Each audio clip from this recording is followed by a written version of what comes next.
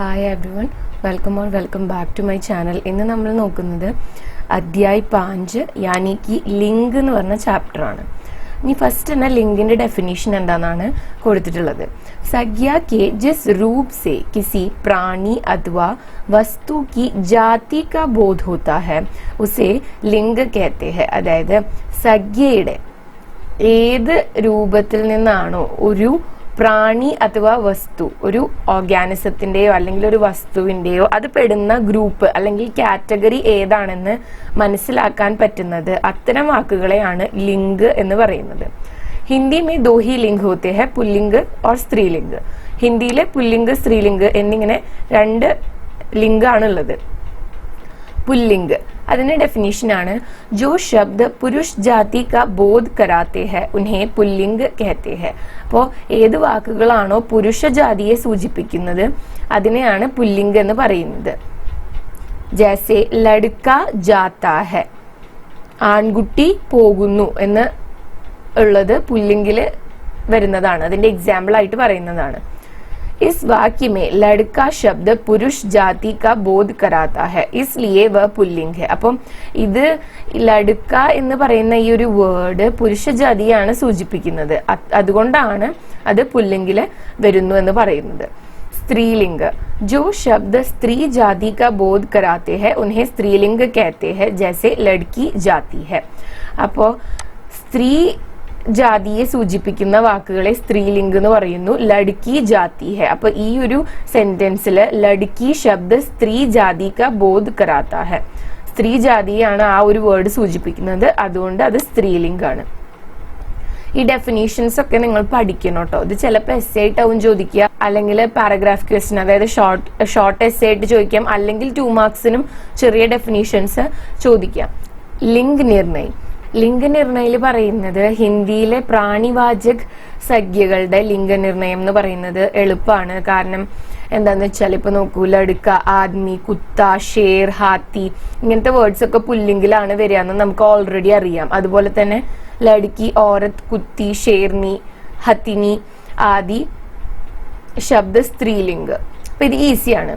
प्राणीवाचक संज्ञाओं में भी कुछ शब्द ऐसे हैं जो हमेशा पुल्लिंग में ही प्रयुक्त होते हैं, जैसे ഇനി പ്രാണിവാചക സംജ്ഞകളിൽ തന്നെ ചില വാക്കുകൾ എപ്പോഴും പുല്ലിംഗത്തിലാണ് വരിക. എക്സാമ്പിൾ ആണ് കൗവ, ഉല്ലു, ചീത്ത, ഭേഡിയ, പക്ഷി എന്നൊക്കെ ഉള്ളത്. എന്നാൽ ചില വാക്കുകൾ എപ്പോഴും സ്ത്രീലിംഗത്തിലാണ് ഉപയോഗിക്കുക. കോയൽ, തിത്തിലി, ബട്ടേർ, മछली, മക്കി, മാന എന്നൊക്കെ ഉള്ളത്. इन शब्दों में लिंग भेद करना आवश्यक हो जाने पर नर या मादा शब्द पहले जोड़ा जाता है, जैसे नर बटेर, मादा कौवा. നോക്കൂ, അപ്പോ നമ്മൾ പറഞ്ഞു കൗവ എന്നുള്ളത് എപ്പോഴും പുല്ലിംഗത്തിലാണ് ഉപയോഗിക്കാന്ന്. അപ്പോ ആ കാക്ക സത്യത്തില് പെൺകാക്കയാണെന്ന് കാണിക്കാൻ വേണ്ടിയിട്ട് നമ്മൾ എഴുതുന്ന സെന്റൻസിൽ എന്തുപയോഗിക്കും? മാത എന്ന് ചേർക്കും. അതായത് ഇങ്ങനെ കോൺസ്റ്റന്റ് ആയിട്ട് എപ്പോഴും പുല്ലിംഗത്തിൽ ഉപയോഗിക്കുന്ന അല്ലെങ്കിൽ എപ്പോഴും സ്ത്രീലിംഗത്തിൽ ഉപയോഗിക്കുന്ന വാക്കുകളുടെ മുന്നിൽ അതിന്റെ ലിംഗ് സൂചിപ്പിക്കാൻ വേണ്ടിയിട്ട് നർ അല്ലെങ്കിൽ മാത എന്ന് ചേർക്കാണ് ചെയ്യുക.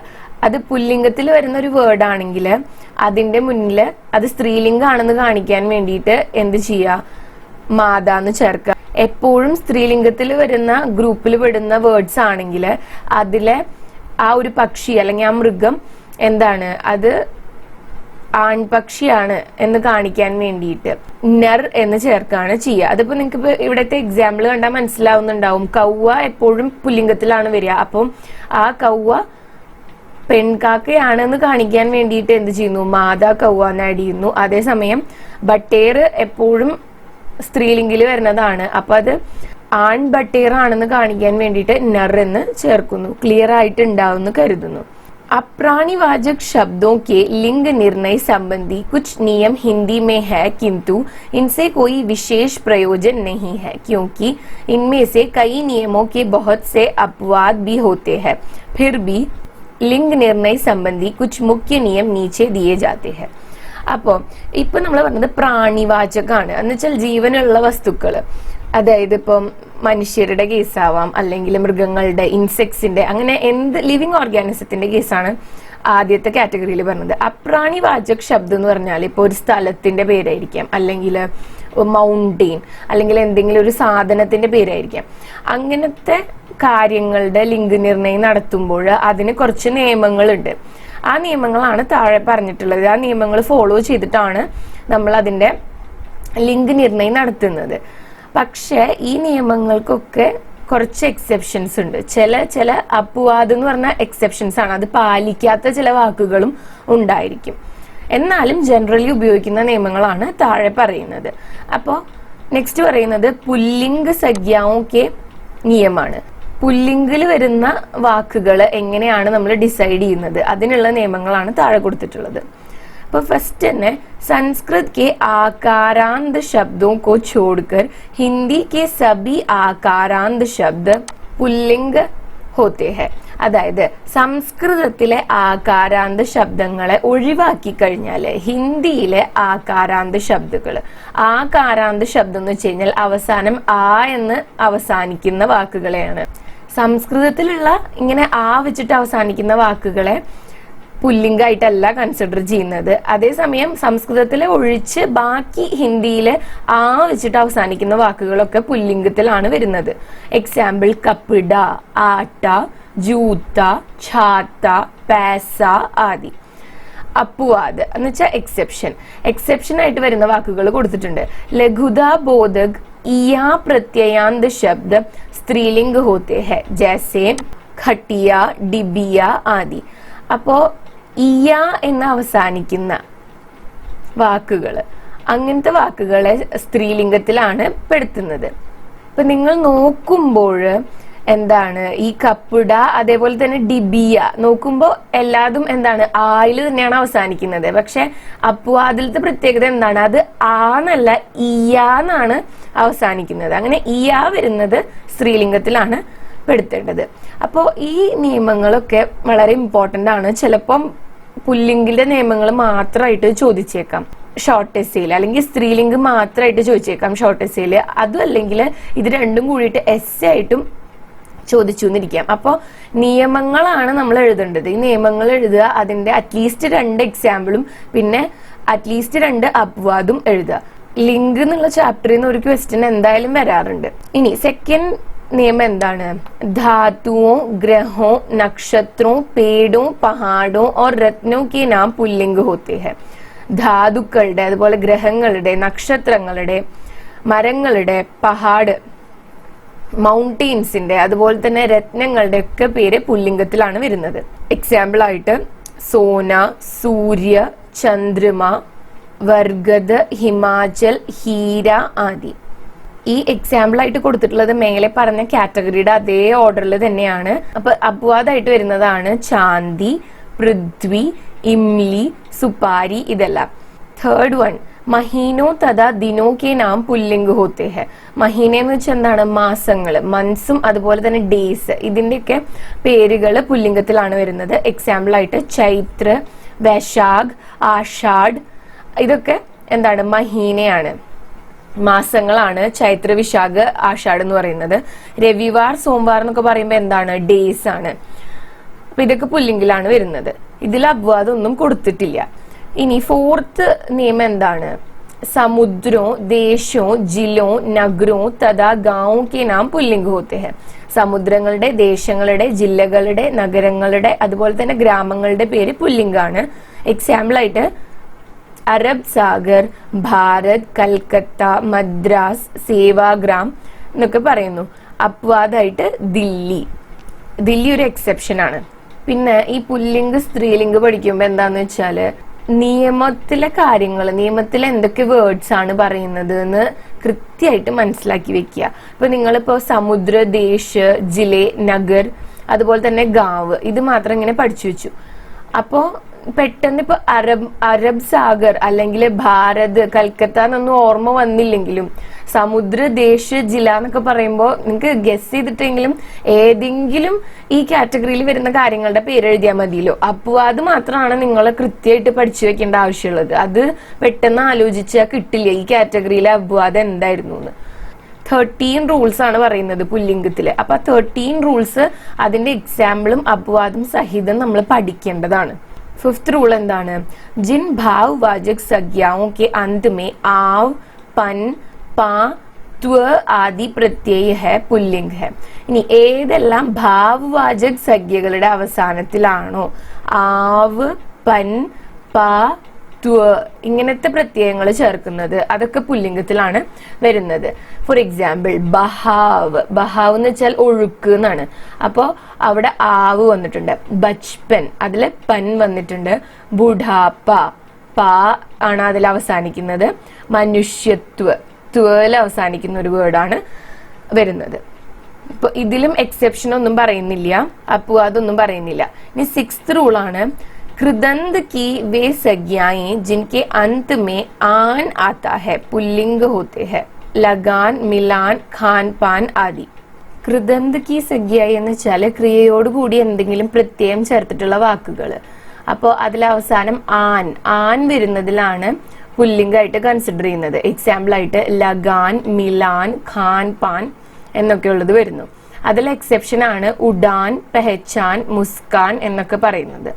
ഇനി സെവൻത് റൂൾ ആണ് ക്രിയാർത്ഥക് സംജ്ഞാएं പുല്ലിംഗ് है जैसे चलना, खेलना, दौड़ना ആദി. ചലന, ഖേൽന, ദോഡ്ന എന്നൊക്കെ പറയുന്ന സംജ്ഞകള് പുല്ലിംഗിലാണ് വരുന്നത്. എയ്ത്ത് വൺ അനാജോ കെ നാം പുല്ലിംഗ് ഹോത്തെ ഹെ. ഗ്രെയിൻസിന്റെ ഒക്കെ പേരുകള് എന്താണ്? പുല്ലിംഗിലാണ് വരുന്നത്. ജैसे गेहूं, ബാജ്ര, ചാവൽ, ചന, വീറ്റ്, ബാജ്ര, റൈസ്, അതേപോലെ തന്നെ ചന ഇതൊക്കെ പുല്ലിംഗിലാണ് വരുന്നത്. അപ്പുവാദ്, മൂങ്ക്, ദാല്, അർഹർ ഈ മൂന്നെണ്ണാണ് ഇതില് എക്സെപ്ഷൻ ആയിട്ട് വരുന്നത്. നയൻത് വൺ പ്രായഃ സബി ദ്രവ് പദാർത്ഥ പുല്ലിംഗ് ഹോത്തെ ഹെ ജैसे പാനി, തേൽ, ദൂധ്, ദഹി, ഘീ. ഓക്കെ, നോർമലി ലിക്വിഡ് ആയിട്ടുള്ള ദ്രവായിട്ടുള്ള പദാർത്ഥങ്ങള് പുല്ലിംഗിലാണ് വരുന്നത്. പാനി, തേൽ, ദൂത്, ദഹി, ഘീ അതൊക്കെ പുല്ലിംഗിലാണ് വരുന്നത്. അതിൽ അബ്വാദായിട്ട് വരുന്നത് ഛാച്ച്, ലസ്സി എന്നീ രണ്ട് വാക്കുകളാണ്. ടെൻത്ത് വൺ പ്രായഃ സബി അകാരാന്ത സംജ്ഞാएं പുല്ലിംഗ് ഹോത്തി ഹെ. നമ്മൾ ഫസ്റ്റ് പറഞ്ഞ റൂള് ആകാരാന്ത സംജ്ഞായാണ്. അതിൽ ആന്ന് പറഞ്ഞിട്ടാണ് അവസാനിക്കുന്നത്. പക്ഷെ ഇതിൽ പറയുന്നത് പ്രായഃ സബി അകാരാന്ത്, അതായത് ലാസ്റ്റില് വെച്ചിട്ട് അവസാനിക്കുന്ന വാക്കുകൾ പുല്ലിംഗിലാണ് വരുന്നത്. ഘർ, ജൽ, ഥൽ, പൽ, ധൻ, പേഡ് ഇതൊക്കെ എന്തിൽ വരുന്നു? പുല്ലിംഗിലാണ് വരുന്നത്. അപ്വാദായിട്ട് ബാത്ത്, രാത്ത്, ഷാം. ഉർദു की वे संज्ञाएं जिनके अंत में आब आता है पुल्लिंग होती है. ഉറുദുവിലെ സംജ്ഞകള് അവസാനം ആബ് വെച്ചിട്ട് എൻഡ് ചെയ്യുന്ന സംജ്ഞകള് പുല്ലിംഗിലാണ് വരുന്നത്. എക്സാമ്പിൾ ആയിട്ട് ഗുലാബ്, ജവാബ്, ഹിസാബ്, കബാബ് ഒക്കെ പറയുന്നു. അപ്പോ അത് എക്സെപ്ഷൻ ആയിട്ട് വരുന്നത് കിതാബ്, ഷറാബ്. ഹിസാബ് എന്ന് വെച്ചാല് കണക്ക്, കിതാബ് ബുക്ക്, ഷറാബ് ആൽക്കഹോൾ. ഇനി 12th വൺ संस्कृत के वे सभी शब्द पुल्लिंग है जिनके अंत में त, त्र, आस, आप, आर और न आते हैं जैसे. ഓക്കെ, അപ്പൊ സംസ്കൃതത്തിലെ വാക്കുകൾ ഏതിൻ്റെയൊക്കെ അവസാനമാണോ ത, ത്ര, ആസ്, ആപ്പ്, ആറ് അതുപോലെ തന്നെ ന വരുന്നത്, ഈ വാക്കുകളൊക്കെ പുല്ലിംഗിലാണ് വരുന്നത്. ഗീത്, മിത്ര, ത്രാസ്, താബ്, विकार, वचन आदि. 13th वन उर्दू की वे संज्ञाएं पुल्लिंग है जिनके अंत में आन, आल, आर आदि आते हैं. ഉറുദുവിലെ സംജ്ഞകള് പുല്ലിംഗാണ്. എങ്ങനത്തെ സംജ്ഞകള്? ജിൻകെ അന്ത്മേ അതിന്റെ അവസാനത്തില് ആൻ, ആൽ അതുപോലെ തന്നെ ആറ് ഈ വാക്കുകൾ വരുന്നുണ്ടെങ്കിൽ പുല്ലിംഗിലാണ് പെടുന്നത്. എക്സാമ്പിൾ ആയിട്ട് മക്കാൻ, ബാസാർ, സവാൽ എന്നുള്ള വേർഡ്സ് പറയുന്നു. അപ്പോ അതില് ദുക്കാൻ, സർക്കാർ, തക്രാർ ആദി. അടുത്തത് വരുന്നത് സ്ത്രീലിംഗ ശബ്ദവും കെ നിയമാണ്. അപ്പൊ ഇനി ഒരു വേർഡ് സ്ത്രീലിംഗ ആണെന്ന് എങ്ങനെയാണ് മനസ്സിലാക്കുന്നത്? അപ്പൊ ഫസ്റ്റ് വൺ ഹിന്ദി के प्रायः सभी ई कारांत शब्द स्त्रीलिंग है जैसे मिट्टी, चटाई, चारपाई, डाली, गली, टोपी आदि. അപ്പോ ഹിന്ദിയിലെ ഒരുവിധം ഈ കാരാന്ത് അതായത് ഈ എന്ന് വെച്ച് അവസാനിക്കുന്ന വാക്കുകളൊക്കെ സ്ത്രീലിംഗിലാണ് വരുന്നത്. എക്സാമ്പിൾ ആണ് ഇവിടെ കൊടുത്തിട്ടുള്ളത്. അപ്പോ അത് മോത്തി, ദഹി, പാനി, ജി, ദഹി, പാനിയൊക്കെ എന്താണ് സ്ത്രീലിംഗിൽ വരാത്തത്? അത് നമ്മൾ പറഞ്ഞിട്ടുണ്ടായിരുന്നു ദ്രവപദാർത്ഥങ്ങളാണെന്ന്. ദ്രവപദാർത്ഥങ്ങൾ എന്തിലാ വരുന്നത്? പുല്ലിംഗില്. അതാണ് ഇത്. അങ്ങോട്ടും ഇങ്ങോട്ടും ഈ റൂൾസ് ഒന്നും തെറ്റാൻ പാടില്ല. തെറ്റിക്കഴിഞ്ഞാൽ എക്സാമ്പിൾസും അപവാദമൊക്കെ മിക്സപ്പ് ആയി പോട്ടോ. അപ്പൊ അത് കറക്റ്റ് ആയിട്ട് റൂൾസും എക്സാമ്പിൾസും അപവാദം കൃത്യമായിട്ട് സെപ്പറേറ്റ് ചെയ്ത് തന്നെ പഠിക്കണം. ഇത് റിപ്പീറ്റ് ചെയ്ത് പറഞ്ഞുകൊണ്ടിരിക്കുന്നത് തെറ്റാണ്ടിരിക്കാൻ വേണ്ടിയിട്ടാണ്. सेकेंड वन, भाषाओं के नाम स्त्रीलिंग होते हैं जैसे हिंदी, अंग्रेजी, തമിഴ്, അറബി, ഫാർസി ആദി. ഭാഷകളുടെ പേര് സ്ത്രീലിംഗിലാണ് വരുന്നത്. എക്സാമ്പിൾ ആണ് അംഗ്രേസി, തമിഴ്, അറബിയൊക്കെ, ഹിന്ദിയൊക്കെ. തേർഡ് വൺ, നദിയോं के नाम स्त्रीलिंग होते हैं. നദികളുടെ പേരുകൾ സ്ത്രീലിംഗിലാണ് ഉൾപ്പെടുത്തുന്നത്. Ganga, Kaveri etcetera. Fourth one, जिन संज्ञाओं के अंत में आई हो वे स्त्रीलिंग है जैसे പഠായി, ബുനായി ആദി. ഇനി ഏതൊക്കെ സംഖ്യകളുടെ അവസാനത്തിലാണോ ആയി എന്നുള്ള വാക്ക് വരുന്നത്, ആയി വെച്ച് അവസാനിക്കുന്ന സംഖ്യകള് സ്ത്രീലിംഗാണ്. എക്സാമ്പിൾ ആണ് പഠായി, ബുനായി. फिफ्थ वन, भाववाचक संज्ञाएं जिनके अंत में ट, वट, आर, हट हो प्रायः स्त्रीलिंग होती है. ഭാവവാചക സംഖ്യകളുടെ അവസാനം ട്, വട്ട്, ആർ, ഹട്ട് ഈ 4 എണ്ണം വെച്ചിട്ടാണ് അത് അവസാനിക്കുന്നതെങ്കിൽ സ്ത്രീലിംഗത്തിലാണ് ഉൾപ്പെടുത്തുന്നത്. എക്സാമ്പിൾ ലിഖാവട്ട്, ബനാവട്ട്, ഘബ്രാഹട്ട് ആദി. അപ്പോൾ അതിലെ പേട്ട്, ഘാട്ട്, घूंघट. सिक्स्थ वन, संस्कृत की सभी आकारांत संज्ञाएं स्त्रीलिंग होती है जैसे दया, कृपा, വന്ദന, പ്രാർത്ഥന ആദി. സംസ്കൃതത്തിൽ നിന്നും ഹിന്ദിയിലേക്ക് വന്നിട്ടുള്ള എല്ലാ ആകാരാന്ത സംജ്ഞയും സ്ത്രീലിംഗിലാണ് വരുന്നത്. എക്സാമ്പിൾ ദയ, കൃപ, വന്ദന, പ്രാർത്ഥന എക്സെട്ര. സെവൻത് റൂൾ എന്താണ്? संस्कृत की प्रायः सभी उकारांत संज्ञाएं स्त्रीलिंग होती है जैसे वस्तु, मृत्यु, വായു ആദി. സംസ്കൃതത്തിലെ ഒരുവിധം ഉകാരാന്ത് എന്ന് വെച്ചാൽ ഉ എന്നുള്ള ശബ്ദം വെച്ച് അവസാനിക്കുന്ന വാക്കുകൾ സ്ത്രീലിംഗിലാണ് വരുന്നത്. വസ്തു, മൃത്യു, വായു. ഇനി അപ്പുവാദിൽ വരുന്നത് തരു, മധു, അശ്രു എക്സെട്ര. एथ वन, संस्कृत की ता प्रत्ययान्त संज्ञाएं प्रायः स्त्रीलिंग होती है जैसे നോക്കൂ, സംസ്കൃതത്തിലെ താ എന്ന് അവസാനിക്കുന്ന വാക്കുകള് മോസ്റ്റ്ലി സ്ത്രീലിംഗിലാണ് ഉൾപ്പെടുന്നത്. സഹായിത, ദയാലുത, മൂർഖത ഇതൊക്കെ. ഇനി അതിലെ എക്സെപ്ഷൻസ് ആണ് ദാത, കർത്ത ഇതൊക്കെ. നയൻത് വൺ, സംസ്കൃത് की ഇകാരാന്ത സംജ്ഞാएं സ്ത്രീലിംഗ് होती है. സംസ്കൃതത്തിലെ ഇ എന്ന് വെച്ച് അവസാനിക്കുന്ന വാക്കുകള് എന്താണ്? സ്ത്രീലിംഗിലാണ് വരുന്നത്. മണി, രുചി, രാശി ആദി. അതിൽ അപവാദമായിട്ട് വരുന്നത് ഗിരി, വാരി, മുനി എന്നൊക്കെയുള്ളതാണ്. ഇമ പ്രത്യയാന്ത സംജ്ഞായെ പ്രായഃ സ്ത്രീലിംഗ് ഹോത്തി ഹെ. അതായത് ഇമ വെച്ചിട്ട് അവസാനിക്കുന്ന വാക്കുകൾ സ്ത്രീലിംഗിലാണ് പെടുന്നത്. ഗരിമ, മഹിമ, പൂർണിമ എന്നൊക്കെയുള്ള വാക്കുകളാണ് എക്സാമ്പിൾ പറയുന്നത്. 11th വൺ, ഉറുദു की प्रायः सभी अकारांत संज्ञाएं स्त्रीलिंग होती है जैसे तलाश, कोशिश, ലാഷ് ആദി. ഉറുദുവിലെ മോസ്റ്റ്ലി അകാരാന്തായിട്ട് അവസാനിക്കുന്ന വാക്കുകളൊക്കെ സ്ത്രീലിംഗിലാണ് വരുന്നത്. എക്സാമ്പിൾ തലാഷ്, കോഷിഷ്, ലാഷ് ഒക്കെ. തലാഷ് എന്ന് വെച്ചാൽ എന്താണ്? സെർച്ച്. കോഷിഷ് എന്ന് വെച്ച് കഴിഞ്ഞാൽ ട്രൈ ചെയ്യുക. ലാഷ് ഡെഡ് ബോഡി. അപ്വാദ് ഹോഷ്, താഷ് ആദി. 12th വൺ, തിഥിയോ और നക്ഷത്രോं के नाम प्रायः स्त्रीलिंग होते हैं. തീയതികളുടെയും അതുപോലെ തന്നെ നക്ഷത്രങ്ങളുടെയും പേരുകള് സ്ത്രീലിംഗിലാണ് വരുന്നത്. പ്രഥമ, ദ്വിതീയ, അശ്വിനി, കൃത്തിക തുടങ്ങിയവയാണ് എക്സാമ്പിൾ ആയിട്ട് കൊടുത്തിട്ടുള്ളത്. 13th റൂൾ എന്താണ്?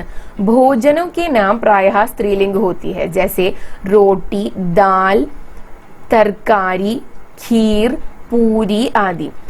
അപ്പോ ഭോജനങ്ങളുടെ ഫുഡ് ഐറ്റംസിന്റെ പേരുകൾ പൊതുവെ തന്നെ സ്ത്രീലിംഗിലാണ് ഉൾപ്പെടുത്തുന്നത്. എക്സാമ്പിൾ ആണ് അവിടെ കൊടുത്തിട്ടുള്ളത്. അപ്വാദ്, ഭാത്ത്, ഹൽവ, ലഡ്ഡു ഇതൊക്കെ എക്സെപ്ഷൻസ് ആണ്. 14th വൺ, കിരാനെ യാ മസാലോ കി നാം സ്ത്രീലിംഗ് ഹോത്തെ ഹെ. കിരാനി എന്ന് വെച്ചാൽ പല വ്യഞ്ജനങ്ങളും അതുപോലെ തന്നെ മസാലെ അതിന്റെയൊക്കെ പേരുകൾ സ്ത്രീലിംഗിലാണ് ഉൾപ്പെടുത്തുന്നത്. അതിന്റെ എക്സാമ്പിൾ ആണ് ലോങ്, ഇലായിച്ചി, സുപ്പാരി എന്നൊക്കെ പറയുന്നത്.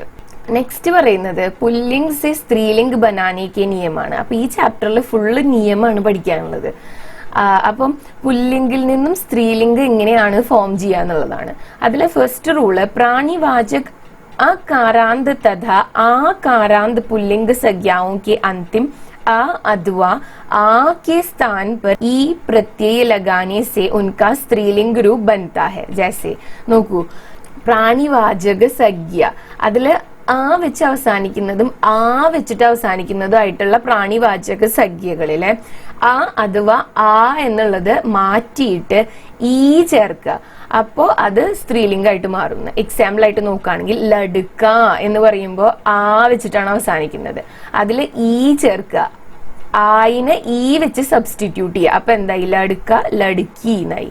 ബച്ച ബച്ചി, നാന നാനി, ബേട്ട ബേട്ടി, ഘോഡ ഘോഡി, ദാദ ദാദി, അങ്ങനെ ആയിട്ട് മാറി.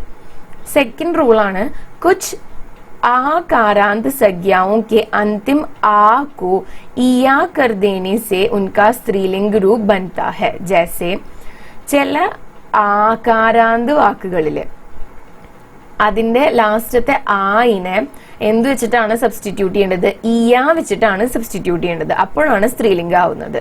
എക്സാമ്പിൾ കുത്ത എന്നുള്ളതിനെ കുത്തിയ. അപ്പൊ ത എന്നുള്ളതിനെ ആ എന്നുള്ളതിനെ ഇയാ വെച്ചിട്ട് സബ്സ്റ്റിറ്റ്യൂട്ട് ചെയ്തു.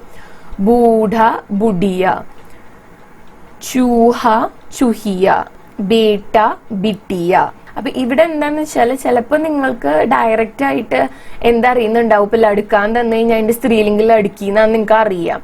അപ്പൊ അത് 2 മാർക്സിന് ജസ്റ്റ് കൺവേർട്ട് ചെയ്യാൻ മാത്രമാണ് ചോദിച്ചെങ്കിൽ ഈസിലി അത് എഴുതാൻ പറ്റും. പക്ഷെ ഇതിപ്പോ ഒരു പാരഗ്രാഫ് ക്വസ്റ്റ്യൻ ആയിട്ടാണ് ചോദിച്ചത് എന്നുണ്ടെങ്കിൽ നിങ്ങൾ എന്ത് ചെയ്യണം? ഇതിന്റെ ഈ നിയമങ്ങൾ എഴുതണം, അതിന്റെ ഒപ്പം അതിന്റെ 2-3 എക്സാമ്പിളും എഴുതി പോകേണ്ടി വരും. അപ്പോൾ നിയമങ്ങൾ എഴുതാനും കൂടെ പഠിക്കണം കേട്ടോ, അല്ലാണ്ട് ജസ്റ്റ് കൺവേർഷൻ മാത്രം പഠിച്ചു വെച്ചാൽ പോരാ.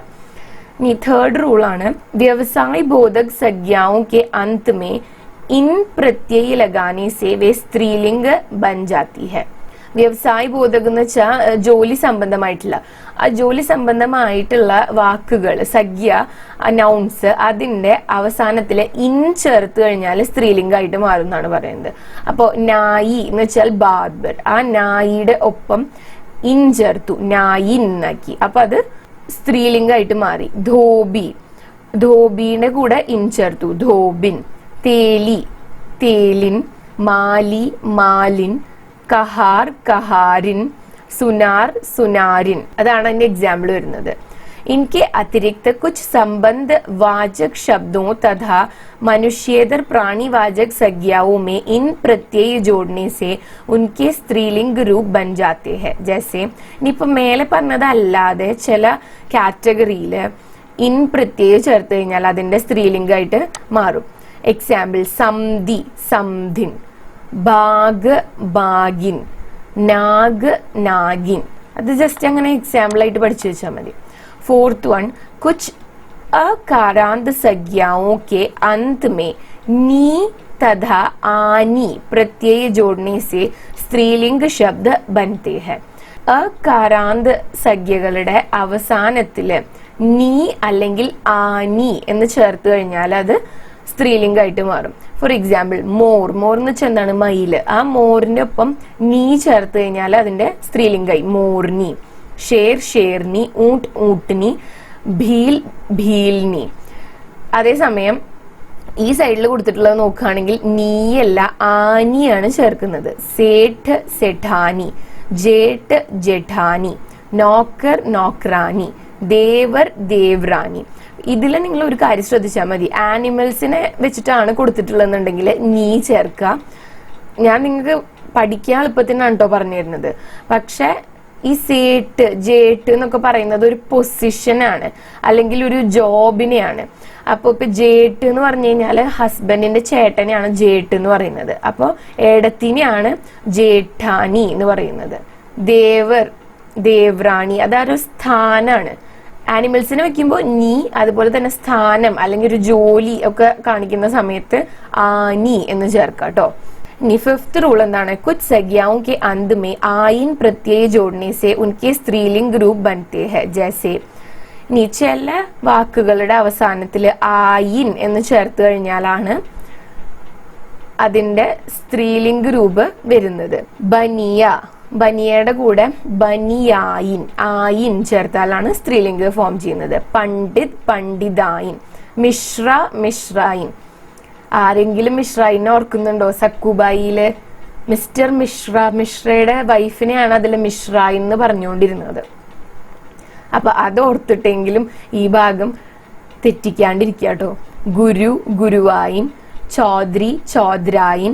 ചോബെ, ചോബായിൻ. അങ്ങനെയാണ് ആ ഒരു റൂൾ വരുന്നത്. 6th one, संस्कृत से हिंदी में आए पुल्लिंग शब्दों के स्त्रीलिंग रूप बहुधा संस्कृत के നിയമോ കെ അനുസാർ ഹി ഹോത്തെ ഹെ.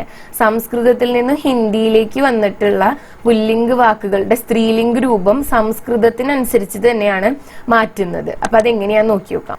എക്സാമ്പിൾ ആയിട്ട് പറയുന്നത് വിദ്വാൻ, വിദുഷി. പുത്ര, പുത്രി. ബാലക്, ബാലിക. വിദ്യാർത്ഥി, വിദ്യാർത്ഥിനി. പ്രിയ, പ്രിയ. പൂജ്യ, പൂജ്യ.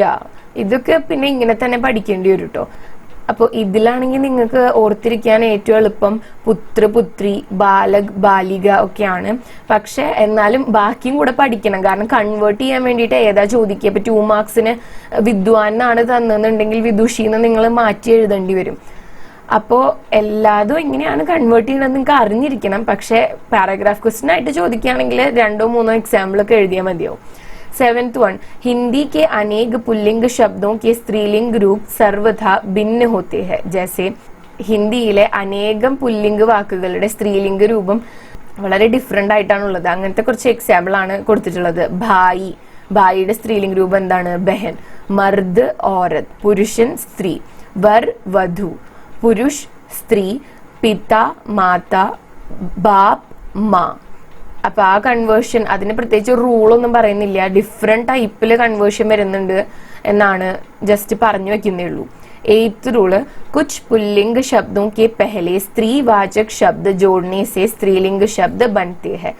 ചില പുല്ലിംഗ വാക്കുകളുടെ മുൻപില് സ്ത്രീവാചക ശബ്ദ, സ്ത്രീനെ ഡിനോട്ട് ചെയ്യുന്ന വാക്കുകൾ ചേർക്കുമ്പോൾ അത് സ്ത്രീലിംഗമായിട്ട് മാറുന്നു. ഫോർ എക്സാമ്പിൾ മാതാ കൗവ, സ്ത്രീ പാഠക്, മഹിള സദസ്യ ആദി.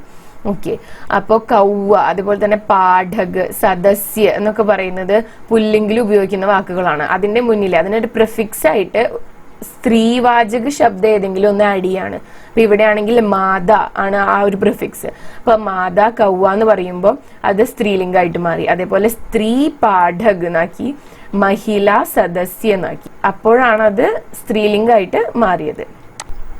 അപ്പോൾ ഇന്നത്തെ വീഡിയോ ഇത്രയേ ഉള്ളൂ. നിങ്ങൾക്ക് യൂസ്ഫുൾ ആയെന്ന് കരുതുന്നു. യൂസ്ഫുൾ ആയിട്ടുണ്ടെങ്കിൽ വീഡിയോ ലൈക്ക് ചെയ്യുക, ഷെയർ ചെയ്യുക, അതുപോലെ തന്നെ ചാനൽ സബ്സ്ക്രൈബ് ചെയ്യുക. നിങ്ങൾക്ക് എന്തെങ്കിലും ഡൗട്ട്സോ സജഷൻസോ എന്തെങ്കിലും ഉണ്ടെങ്കിൽ അത് കോമെന്റ്സിൽ എഴുതി അറിയിക്കുക കേട്ടോ. Thanks for watching the video.